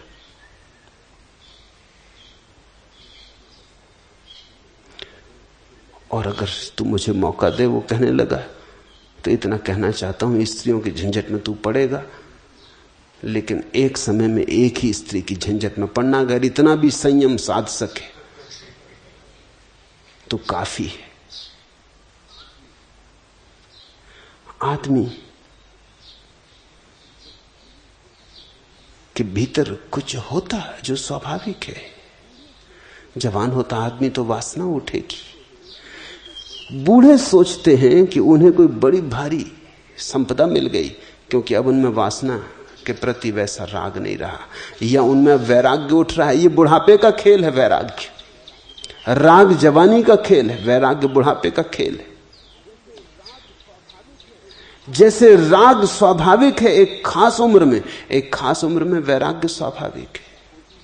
इसलिए हिंदुओं ने तो ठीक कोटि ही बांट दी थी कि 25 साल तक विद्या अर्जन ब्रह्मचर्य, फिर 50 साल तक भोग ग्रस्त जीवन, फिर 75 तक वानप्रस्थ जीवन। सोचना कि अब संन्यास लेना, अब संन्यास लेना। वानप्रस्थ यानी सोचना कि जाना जंगल जाना करना नहीं, थोड़े गए गांव के बाहर तक फिर लौट आए, ऐसे बीच में उलझे रहना। फिर 75 के बाद संन्यास, अगर मौत इसके पहले ना आ जाए तो। अक्सर तो मौत इसके पहले आ जाएगी और तुम्हें सन्यासी होने की झंझट नहीं पड़ेगी। अगर मौत ना आ जाए इसके पहले तो सन्यास। 75 के बाद हिंदुओं ने सन्यास रखा। हिंदुओं की सोचने की पद्धति बड़ी वैज्ञानिक है, क्योंकि 75 के बाद सन्यास वैसा ही स्वाभाविक है जैसे जवान आदमी में वासना उठती, तरंगें उठती, महत्वाकांक्षा उठती, धन कमा लूं, पद प्रतिष्ठा कर लूं। ठीक एक ऐसी घड़ी आती जब जीवन ऊर्जा रिक्त हो जाती, चुक जाती, तुम थक चुके होते, तब वैराग्य उठने लगता। थकान वैराग्य ले आती। ये पद्धति हिंदुओं की साफ वैज्ञानिक है और इसीलिए बुद्ध और महावीर दोनों ने इस पद्धति के खिलाफ बगावत की। उन्होंने कहा कि जो वैराग्य 75 के बाद उठता वो कोई वैराग्य, वो तो यंत्रवत है, वो तो उठता ही है, वो तो मौत करीब आने लगी उसकी छाया है, वो कोई वैराग्य। वैराग्य तो वो है जो भरी जवानी में उठता। बुद्ध और महावीर ने जो क्रांति की, उस क्रांति का भी तर्क यही है। वो कहते हैं मान लिया तुम्हारा हिसाब तो ठीक है, लेकिन जो 75 साल के बाद सन्यास उठेगा वो कोई उठा। इस फर्क को समझना है। जैन या बौद्ध, उनकी संस्कृति श्रमण संस्कृति कहलाती। श्रम वहां मूल्यवान है, पुरुषार्थ, वहां विधि, भाग्य, स्वभाव, इन सब की कोई व्यवस्था नहीं। वहां तो तुम्हारा संकल्प और श्रम। इसलिए स्वभावता उन्होंने जवानी में सन्यास को डालने की चेष्टा की, क्योंकि जवान आदमी श्रम करेगा तो सन्यासी हो सकेगा, संकल्प से जूझेगा, संघर्ष करेगा तो सन्यासी हो सकेगा। इसलिए तुम जैन सन्यासी को जितना अहंकारी पाओगे उतना हिंदू सन्यासी को न पाओगे, और मुसलमान सन्यासी को तो तुम बिल्कुल ही अहंकारी न पाओगे, क्योंकि उसने कुछ छोड़ा ही नहीं है, सिर्फ समझा है, कर्ता का कोई भाव ही नहीं है। जैन सन्यासी बहुत अहंकारी होगा, क्योंकि उसने बहुत कुछ किया है, भरी जवानी में या बचपन में सब छोड़ दिया है। धन, द्वार, घर, वासना, महत्वाकांक्षा उठ तो रही हैं भीतर तरंगे, वो उन्हें दबाए बैठा है। तो वो जितना उनको दबाता है उतना ही वो चाहता है सम्मान मिले, क्योंकि वो काम तो बड़ा मेहनत का कर रहा है, कठिन काम कर रहा है। मुल्ला नसरुद्दीन ने एक दफ्तर में नौकरी की दरखास्त दी थी, और जब वो इंटरव्यू देने गया तो उस दफ्तर के मालिक ने पूछा कि तुम्हें टाइपिंग आती है? तुमने टाइपिस्ट के लिए दरखास्त दी? मुल्ला नसरुद्दीन ने कहा नहीं, आती तो नहीं। तो उसने कहा हद हो गई, जब टाइपिंग नहीं आती तो दरखास्त क्यों दी? और फिर न केवल इतना, हद हो गई, तुमने इसमें तनख्वाह दुगनी मांगी। मुल्ला ने कहा इसलिए तो मांगी दुगनी कि अगर टाइपिंग आती तो आधे से कर देते काम, आती तो है नहीं, मेहनत बहुत पड़ेगी। मेहनत का तो सोचो। तो जवानी में जो सन्यास हो जाए तो वो आदमी बहुत अहंकार की प्रतिष्ठा मांगेगा। वो कहता जरा देखो भी तो, जवान हूं अभी,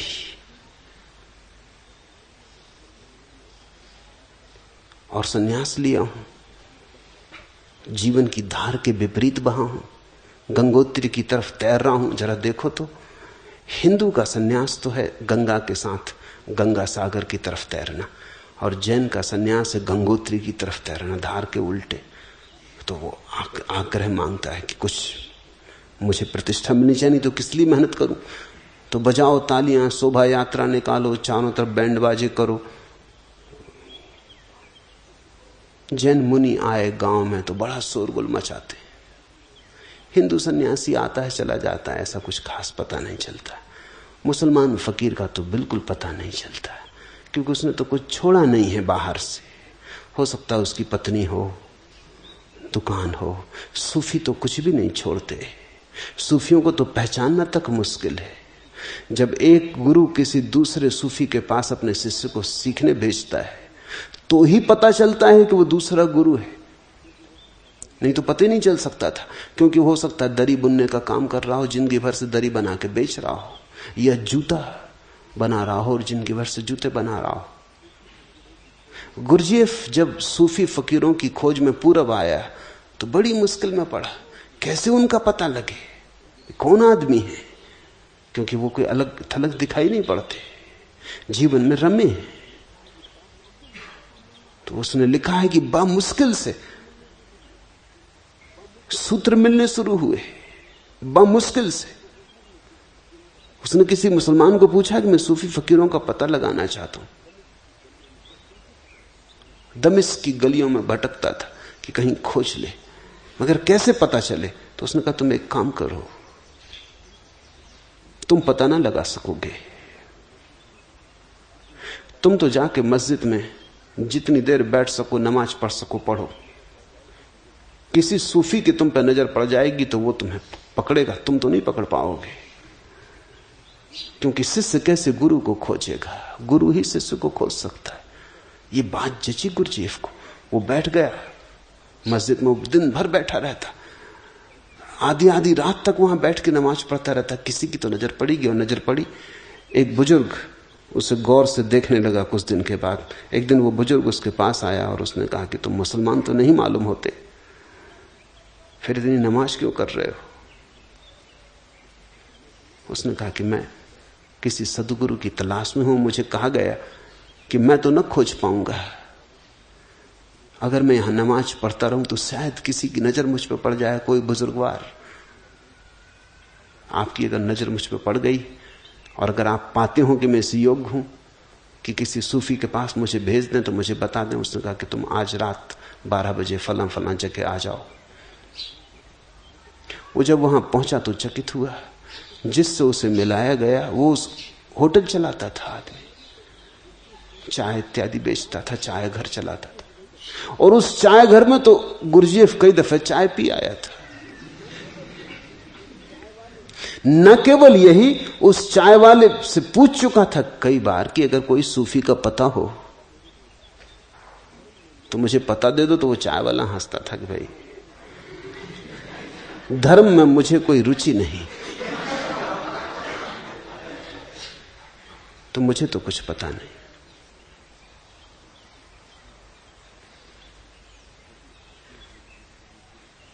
वही आदमी गुरजीएफ के लिए गुरु सिद्ध हुआ। और उसने गुरजीएफ से कहा कि बस अब तेरा वर्ष 2 वर्ष तक तो यही काम है, कब प्याले साफ कर। कब प्याले साफ करवाते करवाते ध्यान की पहली सुध उस गुरु ने देनी शुरू की। एक अमेरिकन यात्री ढाका पहुंचा। किसी ने खबर दी कि वहां एक सूफी फकीर है जो पहुंच गया है आखिरी अवस्था में, फना की अवस्था में पहुंच गया है, जहां मिट जाता है आदमी। तुम उसे पालो तो कुछ मिल जाए। तो वो ढाका पहुंचा। उसने जाके एक टैक्सी की और उसने कहा कि मैं इस हुलिया के आदमी की तलाश में आया हूं, तुम मुझे कुछ सहायता करो। उसने कहा कि जरूर सहायता करेंगे, बैठो। वो इसे लेके गया, एक छोटे से झोपड़े के सामने गाड़ी रोकी और उसने कहा कि 5 मिनट बाद तुम भीतर आ जाना। वो जब 5 मिनट बाद भीतर गया तो वो जो टैक्सी ड्राइवर था वहां बैठा था, 10-15 शिष्य बैठे थे।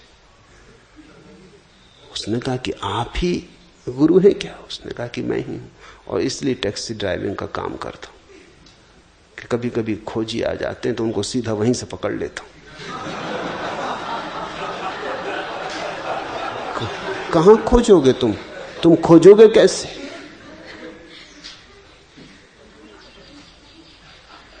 सूफियों का तो पता भी ना चलेगा,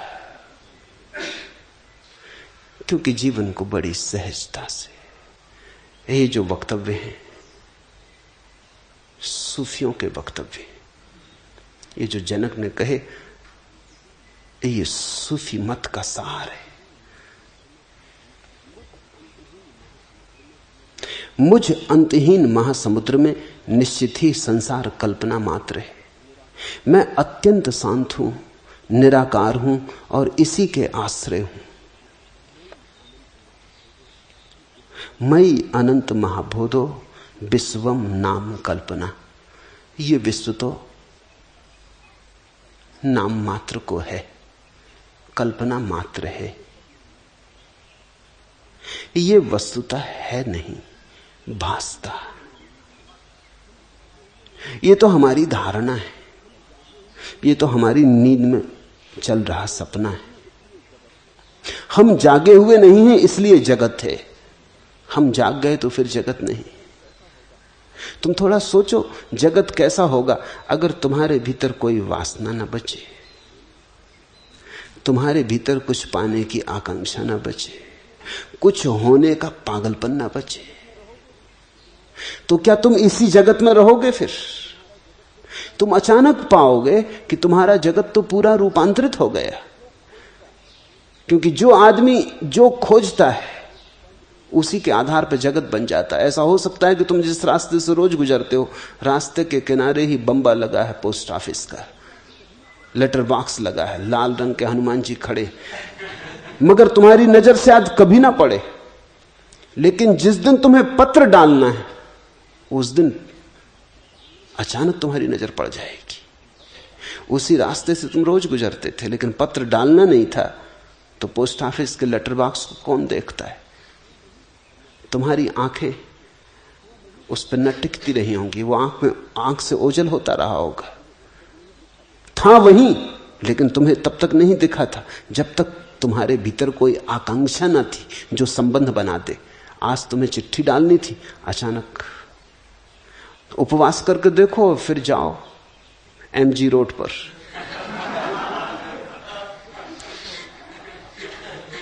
फिर तुम्हें कुछ और ना दिखाई पड़ेगा। फिर रेस्तरां, होटल, कॉफी हाउस, बस इसी तरह की चीजें दिखाई पड़ेंगी। और अचानक तुम्हारी नाक ऐसी प्रगाढ़ हो जाएगी कि हर तरह की सुगंधें आने लगेंगी, हर तरह के आकर्षण बुलावे देने लगेंगे। तुम्हारे उपवास से तुम किसी और ही रास्ते से गुजरते हो जिससे तुम कभी नहीं गुजरे थे।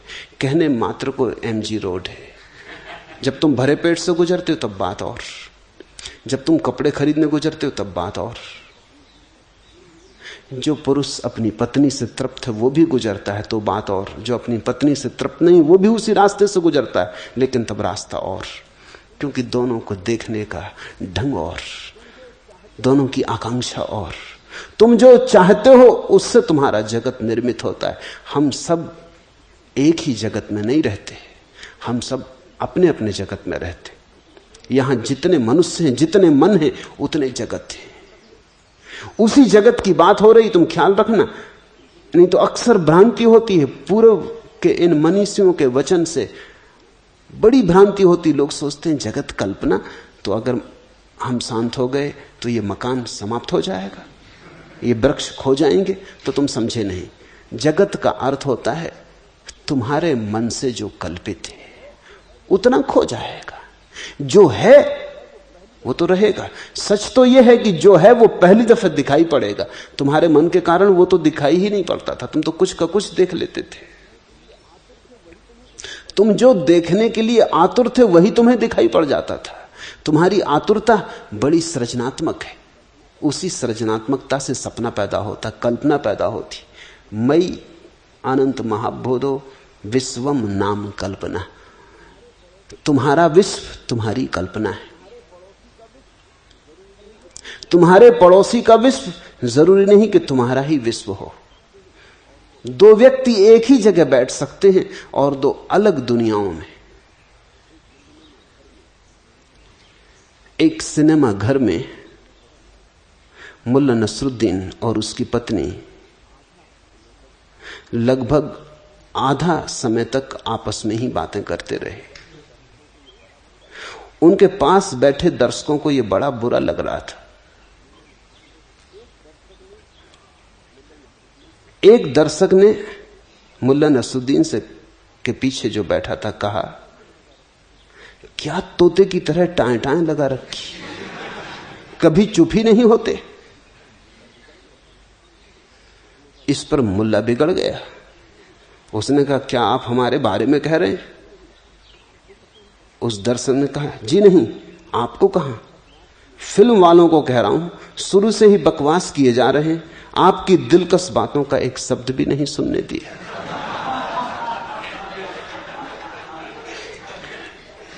अब यह हो सकता है दो आदमी पीछे बैठे हों फिल्म गृह में और पति पत्नी आपस में बातें कर रहे हों, तो एक हो सकता है परेशान हो कि फिल्म चल रही है वो सुनाई नहीं पड़ रही इनकी बकवास से, और दूसरा हो सकता है परेशान हो कि बड़ी गजब की बातें हो रही इन दोनों की, ये फिल्म बंद हो जाए तो जरा सुन ले क्या हो रहा है। दोनों पास बैठे हो सकते और दोनों के देखने के ढंग अलग हो सकते। हमारा देखने का ढंग हमारी दृष्टि, हमारी सृष्टि है। दृष्टि से सृष्टि बनती है। जब तुम्हारी कोई दृष्टि नहीं रह जाती, जब तुम्हारे भीतर जैसा है वैसे को ही देखने की सरलता रह जाती, अन्यथा कुछ आरोपण करने की कोई गुंजाइश नहीं रह जाती। तुम्हारे भीतर का प्रोजेक्टर, प्रक्षेपण यंत्र जब बंद हो जाता है, तब तुम अचानक पाते हो पर्दा खाली। वो पर्दा सच है। पर्दे पर चलने वाली जो धूप छांव से बने चित्र हैं वो सब तुम्हारे प्रोजेक्टर, तुम्हारे प्रक्षेपण से निकलते। तो जब भी शास्त्रों में तुम कहीं ये वचन पाओ कि ये संसार कल्पना मात्र है, तो तुम इस भ्रांति में मत पड़ना कि शास्त्र ये कह रहे हैं कि अगर तुम्हारा जागरण होगा, समाधि लगेगी, तो सारा संसार तत्क्षण स्वप्नवत खो जाएगा। इतना ही कह रहे हैं, तुम्हारा संसार तत्क्षण खो जाएगा। ये संसार तुम्हारा नहीं, ये तो तुम आए उसके पहले भी था, तुम चले जाओगे उसके बाद भी रहेगा। ये वृक्ष, ये पक्षी, ये आकाश तुम्हारा नहीं है, इनसे कुछ लेना देना। तुम सो तो है, तुम जागो तो है, तुम ध्यानस्थ हो जाओ तो है, तुम वासनाग्रस्त रहो तो है, ये तो नहीं मिटेगा। लेकिन इस संसार को पर्दा मानकर तुमने एक कल्पनाओं का जाल बन रखा है। तुम जरा इस जाल को पहचानने की कोशिश करना। तुम किस भांति रोज इस जाल को बुने जाते हो, और ये जाल तुम्हें परिचित नहीं होने देता उससे जो है। मुझ अंतहीन महासमुद्र में निश्चित ही संसार कल्पना मात्र है। मैं अत्यंत शांत हूं, निराकार हूं और इसी के आश्रय हूं। अति शांतो निराकार एत देवाय मां स्थित। ये समझ के कि ये सारी कल्पनाएं हैं मुझ में ही उठती हैं और लीन हो जाती हैं, सब मेरी ही तरंगें, मैं बिल्कुल शांत हो गया हूं, मैं निराकार हो गया हूं, और अब तो यही मेरा एकमात्र आश्रय है। अब छोड़ने को कुछ बचा नहीं, सिर्फ मैं ही बचा हूं। आत्मा विषयों में नहीं है और विषय उस अनंत निरंजन आत्मा में नहीं है। इस प्रकार मैं अनासक्त हूं, इस प्रहा मुक्त हूं और इसी के आश्रय हूं। नात्मा भावेषु नो भावस्त्रानन्ते निरंजने। न तो विषय मुझ में है और न मैं विषयों में हूं। सब सतह पर उठी तरंगों का खेल है। सागर की गहराई उन तरंगों को छूती ही नहीं। तुम सागर के ऊपर कितनी तरंगें देखते हो? जरा गोताखोरों से पूछो कि भीतर तुम जाते हो वहां तरंगें मिलती कि नहीं। सागर की अतल गहराई में कहां तरंगे, सिर्फ सतह पर तरंगे। उस अतल गहराई में तो सब अनासक्त, शांत, निराकार, स्पृहा मुक्त, और वही मेरा आश्रय, वही मेरा निज स्वरूप है। कैसा छोड़ना, कैसा त्यागना, किसको जानना? इति ज्ञानम, ऐसा जो मुझे बोध हुआ है यही ज्ञान है। अहो मैं चैतन्य मात्र हूं। संसार इंद्रजाल की भांति है, इसलिए हे और उपादेय की कल्पना किसमें हो? किसे छोड़ूं, किसे पकड़ूं? हे और उपादेय, लाभ और हानि, अच्छा और बुरा, शुभ और अशुभ, अब ये सब कल्पनाएं व्यर्थ है। जो हो रहा है स्वभाव से हो रहा है, जो हो रहा है सभी ठीक है। इसमें ना कुछ चुनने को है ना कुछ छोड़ने को है। कृष्णमूर्ति जिसे बार बार चॉइसलेस अवेयरनेस कहते, जनक उसी सत्य की घोषणा कर रहे हैं, चुनाव रहित बोध। अहो चिन्ह मात्र, अहो अहम चिन्ह मात्रम।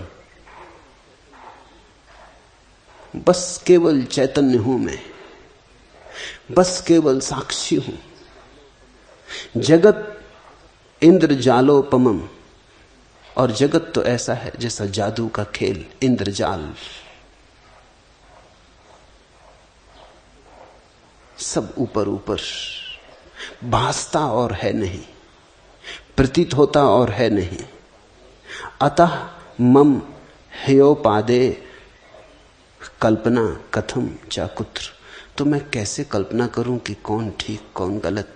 अब ये सब कल्पना ही छोड़ दी। इति ज्ञानम, यही ज्ञान है, यही जागरण है, यही बोध है। भोग एक तरह की कल्पना है, त्याग दूसरे तरह की कल्पना है। भोग से बचे तो त्याग में गिरे, तो ऐसे ही जैसे कि कोई चलता खाई और कुएं के बीच, कुएं से बचे तो खाई में गिरे। बीच में है मार्ग, न तो त्यागी बनना है न भोगी बनना है। अगर तुम त्याग और भोग से बच सको, अगर तुम दोनों के पार हो सको, अगर तुम दोनों के साक्षी बन सको, तो संन्यास्त, तो संन्यास का जन्म हुआ। संसारी सन्यासी नहीं है, त्यागी भी सन्यासी नहीं है। दोनों ने चुनाव किया है। भोगी ने चुनाव किया है कि भोगेंगे और भोगेंगे, और भोग चाहिए तो ही सुख होगा। त्यागी ने चुनाव किया है कि त्यागेंगे, खूब त्यागेंगे तो सुख होगा। सन्यासी वही है जो कहता है सुख है, इति सुखम। होगा नहीं, न कुछ पकड़ना है न कुछ छोड़ना है, अपने में हो जाना है। वही अपने में होने में सुख और ज्ञान है। अन्यथा तुम पीड़ाएं बदल ले सकते हो, तुम एक कंधे का बोझ दूसरे कंधे पर रख ले सकते हो, तुम एक नरक से दूसरे नरक में प्रवेश कर सकते हो, लेकिन अंतर ना पड़ेगा। मुल्ला नसरुद्दीन की पत्नी मुल्ला से कह रही थी, हमने फरीदा के लिए जो लड़का पसंद किया है वो वैसे तो बहुत ठीक है, दो ही बातों की भूल चूक है। एक तो ये उसकी दूसरी शादी, पहली पत्नी मर गई, विधुर है। मगर ये कोई बड़ी बात नहीं, पत्नी ने कहा, अभी जवान है। मगर जो बात अखरती है वो ये है कि सब ठीक है, खिलता हुआ रंग, ऊंचा कद, तंदुरुस्त, नाक नक्शा भी अच्छा, पर एक ऐब खटकता है। मुल्ला ने पूछा वह क्या?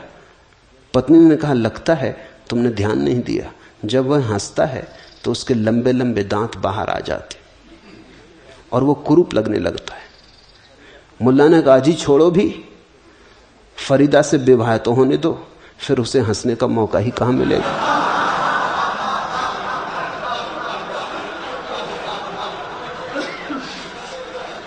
अभी एक पत्नी मरी है उनकी, अब वो फरीदा के चक्कर में पड़ा। हम ज्यादा देर बिना उलझनों के नहीं रह सकते। एक उलझन छूट जाती तो लगता है खाली खाली हो गए। जल्दी हम दूसरी उलझन निर्मित करते। आदमी उलझनों में व्यस्त रहता है। मनोवैज्ञानिक कहते हैं गैर शादीशुदा लोग ज्यादा पागल होते बजाय शादीशुदा लोगों की। बड़ी हैरानी की बात है। जब मैंने पहली दफा पढ़ा तो मैं भी सोचने लगा कि मामला क्या है। होना तो उल्टा चाहिए कि शादीशुदा लोग पागल हों, ये समझ में आ सकता है, ज्यादा पागल हों ये भी समझ में आ सकता है। सारे दुनिया से आंकड़े इकट्ठे किए गए, उनसे पता चलता है कि गैर शादीशुदा लोग ज्यादा आत्महत्या करते बजाय शादीशुदा लोगों के। ये तो जरा कुछ भरोसे योग्य नहीं मालूम होता। लेकिन फिर खोजबीन करने से मनोवैज्ञानिकों को पता चला कि कारण यह है कि गैर शादीशुदा आदमी को उलझने नहीं होती। पागल ना हो तो करे क्या, फुर्सत ही फुर्सत। शादीशुदा आदमी को फुर्सत कहां पागल होने की, इतनी व्यस्तता है।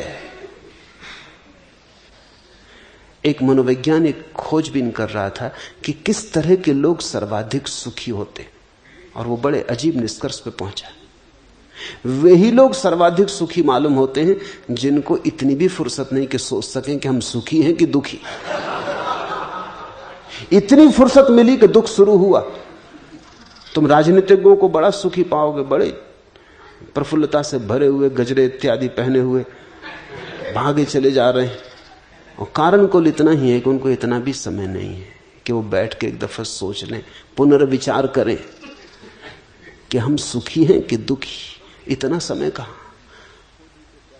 बंधे कोल्हू के बैलों की तरह भागे चले जाते। दिल्ली चलो, तो फुर्सत कहां है कि इधर उधर देखे, और धक्कम धुक्की इतनी है। कोई टांग खींच रहा, कोई आगे खींच रहा, कोई पीछे खींच रहा, कोई एक हाथ पकड़े कोई दूसरा, कुछ समझ में नहीं आता कि हो क्या रहा है, लेकिन भागे चले जाते। आपाधापी में फुर्सत नहीं मिलती। मनोवैज्ञानिक कहते हैं कि जो लोग व्यस्त रहते हैं सदा, वो कम पागल होते, कम आत्महत्या करते। उन्हें याद ही नहीं रह जाती कि वो हैं भी, उन्हें पता ही भूल जाता है अपना। सारा जीवन, सारी ऊर्जा व्यर्थ कामों में इतनी संलग्न हो जाती।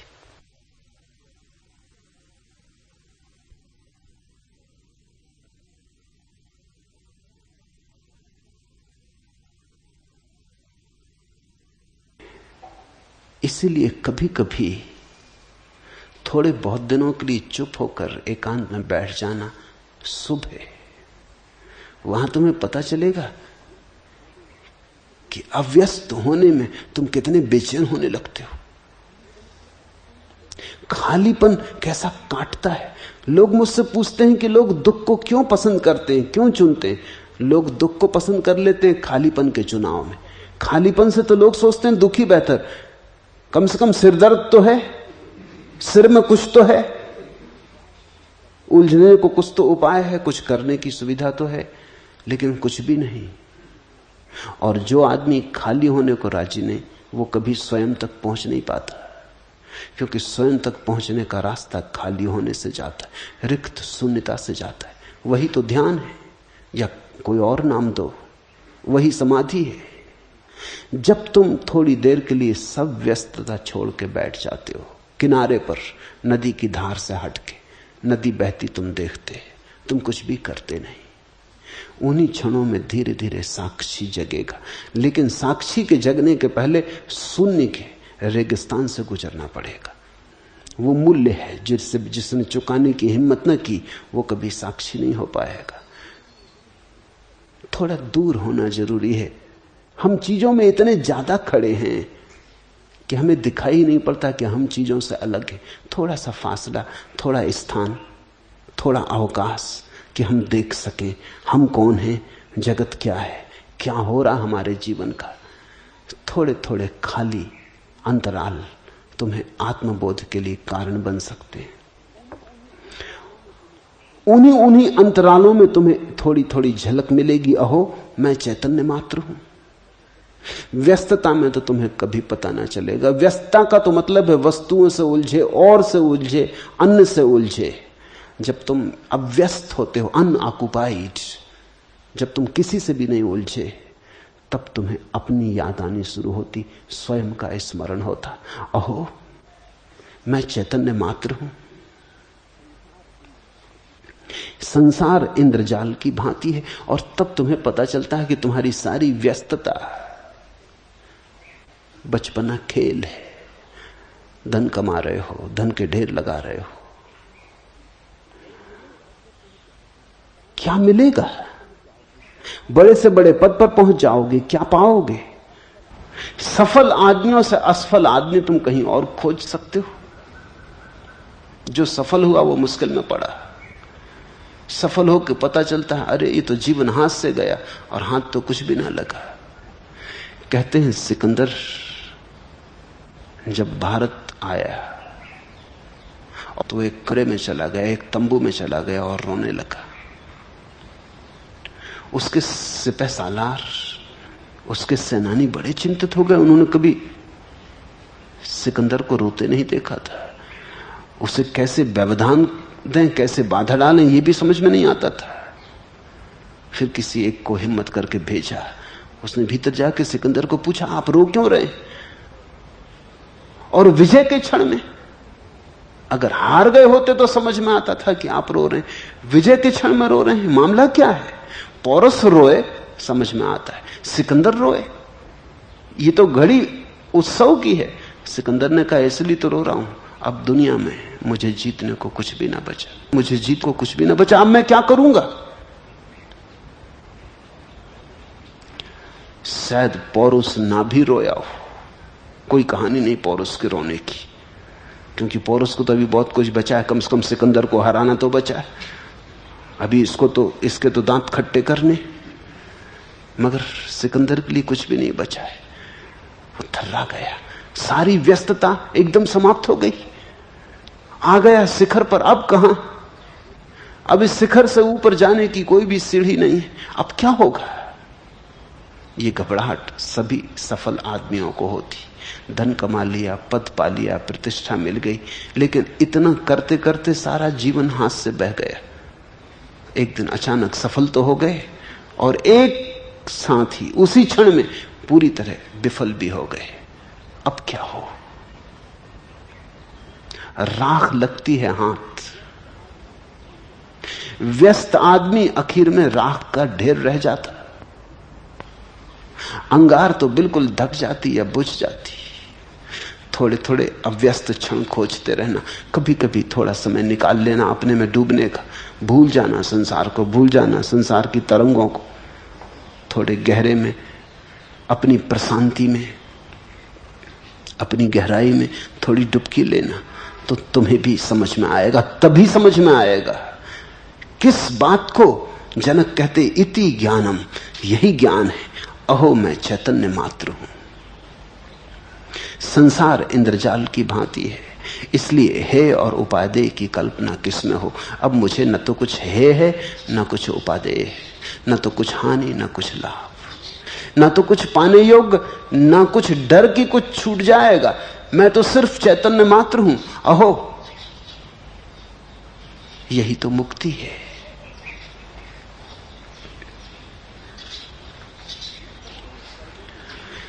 जब तक तुम कर्मों में उलझे हो तब तक तुम में भेद है।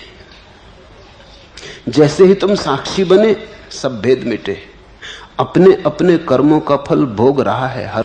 सूरज तो एक सा ही चमके नाथों और अनाथों पर। अपने अपने कर्मों का फल भोग रहा है हर कोई। तुम अपने कर्मों से बंधे और फल भोग रहे हो। सूरज तो एक सा ही चमके नाथों और अनाथों पर। सूरज तो सब पे एक सा चमक रहा है, परमात्मा तो सब पे एक सा बरस रहा है, लेकिन तुमने अपने अपने कर्मों के पात्र बना रखे। कोई का छोटा पात्र, किसी का बड़ा पात्र, किसी का गंदा पात्र, किसी का सुंदर पात्र। परमात्मा एक सा बरस रहा है, किसी का पाप से भरा पात्र, किसी का पुण्य से भरा पात्र, लेकिन सभी पात्र सीमित होते हैं, पापी का भी पुण्यात्मा का भी। तुम जरा पात्र को हटाओ, कर्म को भूलो, कर्ता को विस्मरण करो, साक्षी को देखो। साक्षी को देखते ही तुम पाओगे तुम अनंत सागर हो। परमात्मा अनंत रूप से तुम में बरस रहा। अहो अहम चिन्ह मात्रम। तुम तब पाओगे, जैसा कि जनक ने बार बार पीछे कहा, कि ऐसा मन होता है अपने ही चरण छू लूं।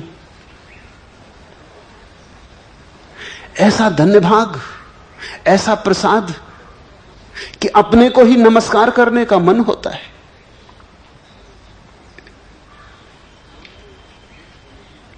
दामने दिल पे नहीं बार से इल्हाम अभी।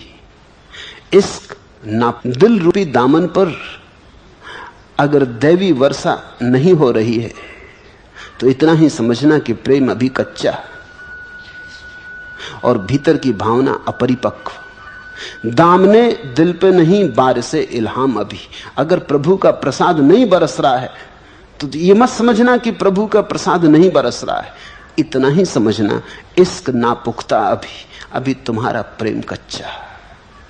जज बेदरू खाम अभी, और अभी तुम्हारी भीतर की चैतन्य की दशा परिपक्व नहीं। अन्यथा परमात्मा तो बरस ही रहा, पात्र पर अपात्र पर, पुण्यात्मा पर पापी पर। सूरज तो एक साही चमके नाथों और अनाथों पर। परम अवस्था को खोजने की एक तो है कि कर्मों को बदलो, बुरे कर्मों को अच्छा करो, अशुभ को शुभ से बदलो, पाप को हटाओ, पुण्य को लाओ।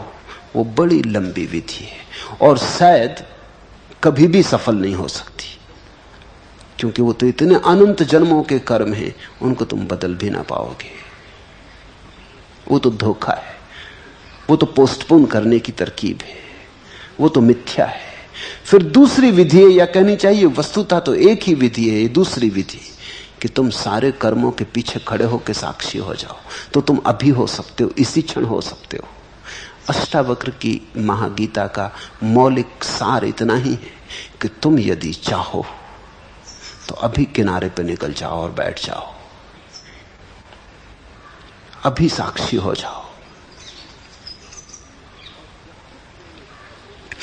और जब तक तुमने कर्मों को बदलने की कोशिश की, तब तक तो तुम नई नई उलझनें खड़ी करते रहोगे, क्योंकि हर पाप के साथ थोड़ा पुण्य, हर पुण्य के साथ थोड़ा पाप है। तुम ऐसा कोई पुण्य कर ही नहीं सकते जिसमें पाप ना जुड़ा हो। सोचो कौन सा पुण्य करोगे जिसमें पाप ना जुड़ा हो। अगर धन दान दोगे तो धन कमाओगे, तो दान दोगे कहां से? पहले कमाने में पाप कर लोगे तो दान दोगे। ये तो बात बेमानी हो गई। मंदिर बनाओगे तो किन्हीं झोंकों को मिटाओगे तभी मंदिर बना पाओगे। किसी को चूसोगे तभी मंदिर खड़ा हो सकेगा। ये तो बात व्यर्थ हो गई। ये तो पुण्य के साथ पाप चल जाएगा। तुम अच्छा कुछ भी करोगे तो थोड़ा ना बहुत बुरा साथ में होता ही रहेगा। बुरा भी जब तुम करते हो कुछ ना कुछ अच्छा होता है, तभी तो बुरा आदमी करता, नहीं तो वो भी क्यों करेगा। एक चोर है, वो चोरी कर लाता है क्योंकि वो कहता है कि उसके बच्चा बीमार है और दवा चाहिए। बच्चे को दवा तो मिलनी चाहिए, चोरी से मिलती तो चोरी से, लेकिन बच्चे को दवा तो देनी ही पड़ेगी। जीवन मूल्यवान है, तुम्हारे धन संपत्ति के नियम इतने मूल्यवान नहीं है। परम रासायनिक दार्शनिक भी था, विचारक भी था, अपूर्व दार्शनिक था। शायद भारत में वैसा कोई दूसरा दार्शनिक नहीं हुआ। शंकराचार्य भी नंबर 2 मालूम पड़ते हैं नागार्जुन से, और ऐसा लगता है शंकर ने जो भी कहा उसमें नागार्जुन की छाप है। नागार्जुन ने बड़ी अनूठी बातें कही हैं, और वो रसायनविद था। उसे 2 सहयोगियों की जरूरत थी जो रसायन की प्रक्रिया में उसका साथ दे सके। तो उसने बड़ी खोज की, 2 रसायनविद आए, वो उनकी परीक्षा लेना चाहता था। तो उसने उन्हें कुछ रासायनिक द्रव्य दिए दोनों को, और कहा कि कल तुम इनका मिश्रण बना के ला। अगर तुम सफल हो गए मिश्रण बनाने में, तो जो भी सफल हो जाएगा वो चुन लिया जाएगा। वो दोनों चले गए। दूसरे दिन एक तो मिश्रण बना के आ गया, और दूसरा रासायनिक द्रव्य वैसे के वैसे लेके आ गया। नागार्जुन ने उस दूसरे से पूछा कि तुमने बनाया नहीं? उसने कहा कि मैं गया, रास्ते पे एक भिखारी मर रहा था, मैं उसकी सेवा में लग गया। 24 घंटे उसको बचाने में लग गए, मुझे समय ही नहीं मिला। और ये जो प्रक्रिया है इसमें कम से कम 24 घंटे चाहिए, इसलिए मुझे क्षमा करें। मैं जानता हूं कि मैं अस्वीकृत हो गया, लेकिन कुछ और उपाय न था। भिखारी मर रहा था, मुझे 24 घंटे उसकी सेवा करनी पड़ी। वो बच गया, मैं खुश हूं। मुझे जो आपकी सेवा का मौका मिलता था वो नहीं मिलेगा, लेकिन मैं प्रसन्न हूं, मेरी कोई शिकायत नहीं। और नागार्जुन ने इसी आदमी को चुन लिया। और नागार्जुन के और दूसरे सहयोगी थे, वो कहने लगे कि आप क्या कर रहे हैं, जो आदमी रसायन बना के ले आया उसको नहीं चुन रहे। नागार्जुन ने कहा, जीवन का मूल्य रसायन से ज्यादा है। रसायन तो ठीक है, मगर जीवन का मूल्य, इस आदमी के पास पकड़ है, ये जानता है कौन सी चीज ज्यादा मूल्यवान है। बस यही तो रहस्य, सार और असार में इसे भेद है। अब एक आदमी का बच्चा मर रहा है, वो तुम्हारी फिक्र करे कि चोरी नहीं करनी चाहिए, वो चिंता करे इस बात की व्यक्तिगत संपत्ति को समादर दे वो फिक्र नहीं करता। वो कहता चोरी हो जाए चाहे मैं जेल चला जाऊं, बच्चे को बचाना। तो पाप में भी कहीं तो थोड़ा पुण्य है। दो आदमी अगर साथ साथ चोरी भी करते हैं तो कम से कम एक दूसरे को तो दगा नहीं देते, उतनी तो ईमानदारी है। वो भी मानते हैं honesty is the best policy. आपस में कम से कम, किसी और के साथ ना मानते हो लेकिन ईमानदारी एक दूसरे के साथ बरतते, उतना तो पुण्य है। तुम ऐसा कोई पाप का कृत्य नहीं खोज सकते जिसमें पुण्य ना हो। एक चोर पकड़ा गया तो मजिस्ट्रेट बड़ा हैरान था। उसने कहा कि हमने सुना कि तुम 9 दफे रात में इस दुकान में घुसे। उसने कहा और क्या करूं हुजूर, अकेला आदमी, पूरी दुकान ढोनी थी। तो मजिस्ट्रेट ने कहा कि तो कोई संगी साथी नहीं? उसने कहा जमाना बड़ा खराब है, संगी साथी किसको बनाओ, जिसको बनाओ वही धोखा दे जाता। चोर भी कहता है कि जमाना खराब है, आप तो जानते ही, संगी साथी किसको बनाओ। चोरी भी करनी हो तो भी जमाना अच्छा होना चाहिए।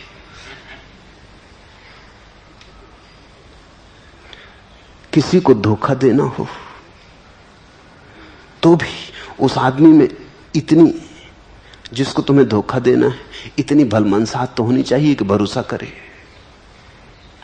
पाप और पुण्य गुथे पड़े, साथ साथ जुड़े। न तो तुम पुण्य कर सकते हो बिना पाप किए, न तुम पाप कर सकते हो बिना पुण्य किए।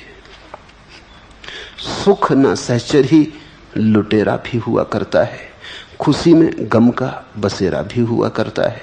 अपनी किस्मत की स्याही को कोसने वालों, चांद के साथ अंधेरा भी हुआ करता है।